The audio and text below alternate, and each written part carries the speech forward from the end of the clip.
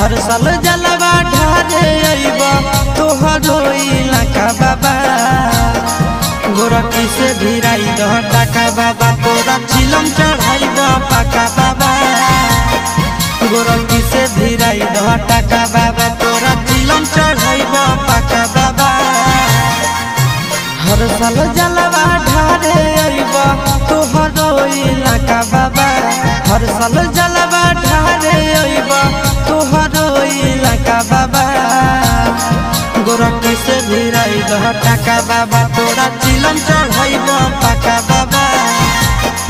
गोरखी से भिराई दह टाका बाबा तोरा चिलम चढ़ाई द